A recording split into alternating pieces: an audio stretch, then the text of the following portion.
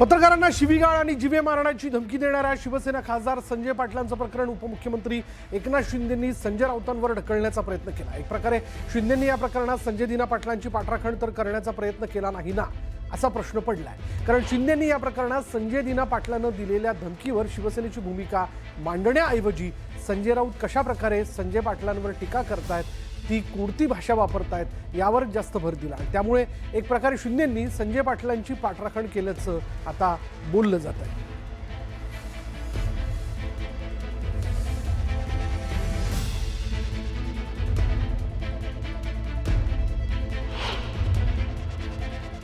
इज्जत देतो भाई, घे ना यार, कशाला। ठीक आहे जरा माझं हे बघू नका तुम्ही, अति करताय। हे भाई बस ना, बंद कर ना आता, बंद कर, नाहीतर भाई मी विसरून जाईल मी खासदार आहे। तुम्ही काय पहिला पण सांगितलंय मी, हॅलो इज्जत करतो, इज्जत करा सांगतोय बरं। तुम्ही उगाच लिखे रेकॉर्ड कर, इज्जत करतो, उगाच डोक्यात जाऊ नका। आता परत आले तर मारून पाठवणार तुम्हाला, पण जे बोलायचं लिहायचं ते लिहा, रेकॉर्ड करा आणि सांगा तिकडे कमिशनरकडे जाऊन कंप्लेंट करा। इज्जत करतोय, तुम्हाला सहन करतोय, खूप दिवस सहन केलं तुम्ही। हा काय बोलू दे आणि येऊ नका माझ्याकडे काय घ्यायला, आला तर मारणार आता। तुम्ही दिली बरोबर आहे। रेकॉर्ड करा आणि सांगा, तुम्ही आता मला विचारायला आले तर मार खाणार। हे लिहून घे, रेकॉर्ड कर, काय करायचंय कंप्लेंट करायची कर। पोलीस आहेत सर्व, त्यांच्या समोर सांगतोय, बस झाला, सहन केलं खूप। हा संजय दिना पाटील खासदारांची माझी चर्चा झाली, मी त्यांच्याशी बोललो। त्यांनी माझ्याकडे भावना व्यक्त केली की पत्रकारांच्या बद्दल चुकीचं वक्तव्य करण्याची माझी इच्छा बिलकुल नव्हती। मी पत्रकारांचा अपमान नाही, पत्रकार आणि माझे संबंध चांगले राहिलेले आहेत। पत्रकारांच्या भावना दुखावण्याचा माझा कुठलाही हेतू नव्हता, परंतु दररोज जे कोणी काय त्यांना म्हणतात, अरे जे रोज त्यांच्या विरोधामध्ये बोलतात, रोज त्यांच्या बद्दल अपशब्द काढतात, तोडून टाका, मारून टाका, तोडवून टाका, घरात घुसा आणि अतिशय खालच्या दर्जाच्या, नीच दर्जाचे, अतिशय खालच्या दर्जाचे जे शब्द वापरतात आपल्या मीडियासमोर, खरं म्हणजे हा मीडियाचा देखील अपमान आहे। किती वेळापासून काय काय बोलतायत तेही आपण पाहिलेलं आहे। याचा राग संजय पाटील यांच्या मनामध्ये आहे। त्या पत्रकारांच्या बाबतीमध्ये त्यांच्या मनामध्ये कुठलाही राग नाही आणि पत्रकारांच्या बाबतीमध्ये अशा प्रकारचं वक्तव्य कधी आम्ही कोणी लोकप्रतिनिधींनी करूही नये। आणि त्यामुळे मी त्यांना सांगितलेलं आहे की आपल्याकडून काही शब्द गेले असतील पत्रकारांच्या अपमानजनक, तर आपण पत्रकारांशी बोलून दिलगिरी व्यक्त करू। दरम्यान शिवसेनेच्या खासदार ज्योती वाघमारेंनीही संजय दिना पाटलांची पाठराखण करत संजय राऊतांवर सर्व प्रकरण ढकललंय।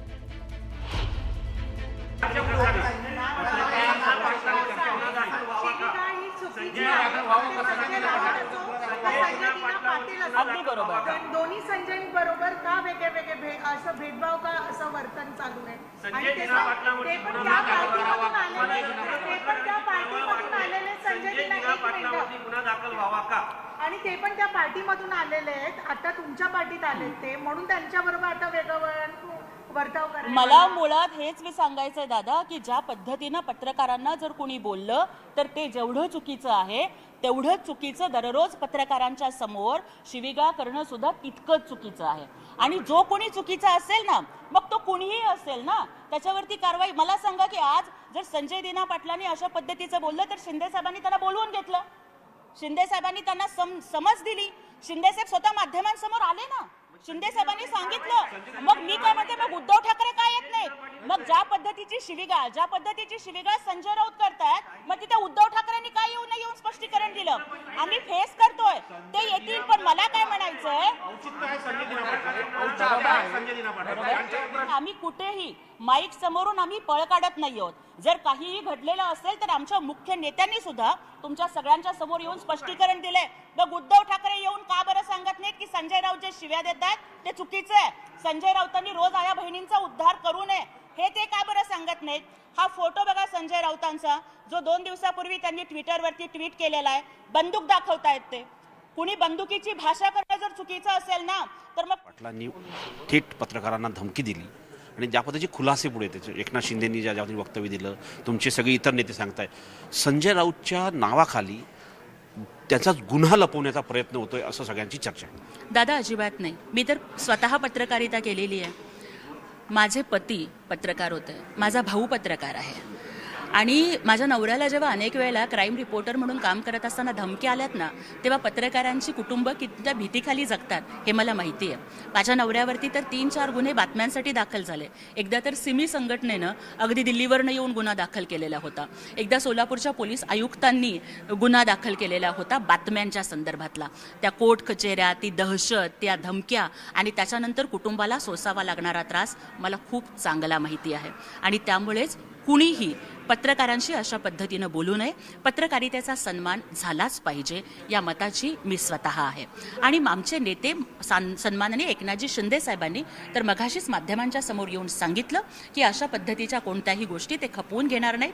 ते स्वतः संजय दिना पाटलांशी बोललेत आणि त्यांनी पत्रकारांना दिलगिरी व्यक्त करायला सुद्धा माननीय शिंदे साहेबांनी संजय दिना पाटलांना सांगितलेलं आहे. परंतु त्याच वेळेला आपण हे सुद्धा बघितलं पाहिजे की खासदार आमच्याकडे आले म्हणून खासदारांना रोज कोणत्या पद्धतीची भाषा वापरली जाते? घरात घुसा. अहो, राजकारण वेगळं आणि एखाद्याचं घर वेगळं. एखाद्याच्या घरामध्ये कदाचित वयोवृद्ध आईवडील राहत असतील, कदाचित त्यांची आजारी पत्नी राहत असेल, त्यांची लेक राहत असेल. मग मला सांगा, संजय दिना पाटलांनी आपला पक्ष बदलला म्हणून आपण राजूल पाटलांना का टार्गेट करतो? राजूल पाटलांच्या संदर्भात का अश्लील भाषा वापरली जाते? का संजय राऊत रोज सकाळी येऊन या खासदारांना भ वर्ण शिव्या देतात, च वर्ण शिव्या देतात, म वर्ण शिव्या देतात, आई बहिणीवरनं शिव्या देतात? तर मला वाटतं की अशा पद्धतीची जी राजकीय गटारगंगा संजय राऊत रोज माध्यमांच्या समोर करतायत ती बंद झाली नाही म्हणजे संजय राऊत चुकीचं करताय तुम्हीही म्हणताय, पण संजय दिना पाटलांनी चुकीचं केलं त्यावर तुमचे नेते ज्या पद्धतीनं सक्रियतेने बोलायला पाहिजे होते, ज्या पद्धतीनं आक्रमण बोलायला पाहिजे होतं तसं बघता येत नाही. काय वाटतं की 100 गुन्हे माफ आहे अशा पद्धतीची भूमिका तुमच्या संजय दिना पाटलाबद्दल दाखवली जाते? दादा, आमचे मुख्य नेते माननीय उपमुख्यमंत्री एकनाथ शिंदे साहेब हे स्वतः बोलले माध्यमांच्या त्यांच्याशी समोर. बोललेलो आहे, दिलगिरी त्यांनी व्यक्त केलेली आहे. मी त्यांना सांगितलं म्हणे असं वाटत होतं की एक शिक्षक एखाद्या विद्यार्थ्याला सांगतोय बाबा ठीक आहे, पण एवढं मोठी घटना झाली आहे तरी आपणच आता बोललात की एक शिक्षक आहेत आणि विद्यार्थ्यांना सांगतायत. मग विद्यार्थी चुकल्यानंतर शिक्षकच त्यांना सांगत असतात. आणि आमचे नेते माननीय एकनाथ शिंदे साहेब हे केवळ शिक्षकच नाही आहेत, ते मुख्याध्यापक सुद्धा खूप चांगले आहेत. आणि त्याच्यामुळे कुणाला कोणत्या भाषेत सांगावं हे माननीय शिंदे साहेबांना चांगलं माहिती आहे. परंतु त्याच वेळेला आपण बघा ना की संजय दिना पाटील जर आज व्यक्त झालेत तर संजय राऊत तर रोज व्यक्त होत आहेत. रोजच ते शिवाय ते नवनीत राणांना त्यांनी संजय कुठली दिना भाषा वापरली? पाटलांचा गेल्या जेव्हापासून फुटीर खासदार तुमच्या पक्षात आले त्यानंतर त्यांनी मोबाईलवरती काय बोललेले आहेत ते कशा पद्धतीनं बोललेलं आहे संपूर्ण भारताने ते बघितलेलं आहे. आपणही बघितलंय का पत्रकारांना कसे म्हणतात की तुम्ही आमच्या बाथरूममध्ये या, हे हे हे वक्तव्य आहे. गेल्या 3 ते 4 दिवसांत तेच सुरू आहे. आज तर त्यांनी सीमा गाठलेली आहे, शिखर गाठलेलं आहे. मग संजय राऊतची सुद्धा भाषा त्याच पद्धतीची आहे ना. पण संजय राऊतच्या नावाखाली तुम्ही त्यांचा गुन्हा माफ नाही करू शकत ना. आमचे नेते माननीय एकनाथ शिंदे साहेबांनी समोर येऊन सांगितलं ना दिलगिरी व्यक्त करा म्हणून. पण उद्धव ठाकरे कुठं म्हणतायत की संजय राऊतची भाषा चुकीची आहे म्हणून?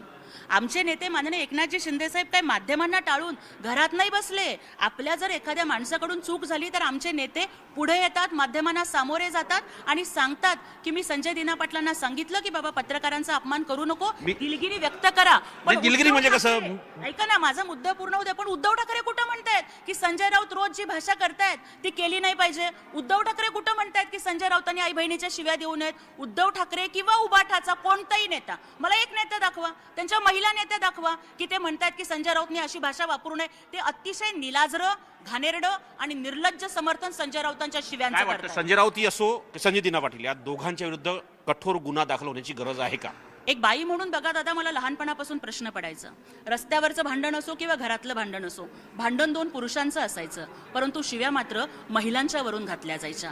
तुमच्यामध्ये जर असेल ना खुमखुमी तर भिडा एकमेकांना, पण कुणी सुद्धा महिलांचा, आई बहिणींचा शिव्यांसाठी किंवा महिलांच्या अवयवांचा उल्लेख करून ज्या पद्धतीच्या शिव्या दिल्या जात आहेत ना, त्याच्या मी पूर्णपणाने विरोधात आहे. एक महिला खासदार म्हणून मी महिला आयोगाला पत्र देईन आणि या सगळ्या प्रकाराचा TVJ म्हणजे टीव्ही जर्नलिस्ट असोसिएशनने मुंबई प्रेस क्लबकडून देखील संजय दिना पाटलांचा निषेध करण्यात आला आहे. मराठी पत्रकार संघाने देखील संजय दिना पाटलांच्या या वक्तव्याचा निषेध केलेला आहे. पत्रकारांसोबत बोलताना आक्षेपार्ह भाषा त्यांनी वापरलेली आहे आणि या सगळ्याच्यावर संजय पाटील यांच्यावर कारवाईची मागणी जी आहे ती आता उपमुख्यमंत्र्यांकडे म्हणजे मुख्यमंत्री आणि उपमुख्यमंत्र्यांकडे TVJने केलेली आहे.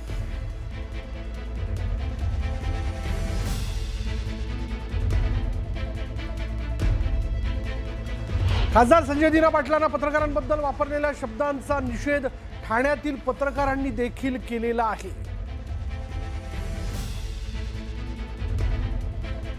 आणि संजय दिना पाटील यांनी पत्रकारांबरोबर जी अरेरावीची भाषा वापरलेली आहे, ज्या पद्धतीच्या शिव्या देऊ केलेल्या आहे, त्यावरनं आता टीव्ही जर्नलिस्ट असोसिएशनने, त्याचबरोबर मुंबई प्रेस क्लबने आणि मुंबई मराठी पत्रकार संघानेही याचा निषेध केलेला आहे. मुख्यमंत्री आणि उपमुख्यमंत्र्यांकडे त्यांच्यावर कारवाई झालीच पाहिजे या संदर्भातली मागणी जी आहे ती करण्यात आलेली आहे. संजय दिना पाटील अशा पद्धतीची भाषा कशी काय वापरू शकतात याचा निषेध करत आता TVJ, त्याचबरोबर मुंबई प्रेस क्लब आणि मुंबई मराठी पत्रकार संघातर्फे याचा निषेध करण्यात आलेला आहे. त्याची दृश्य आपण बघतोय. काळ्या फिती बांधून याचा निषेध करण्यात आलेला आहे. संजय दिना पाटलांचा ठाण्यातील पत्रकारांनी देखील निषेध केल्याचं समोर येत आहे.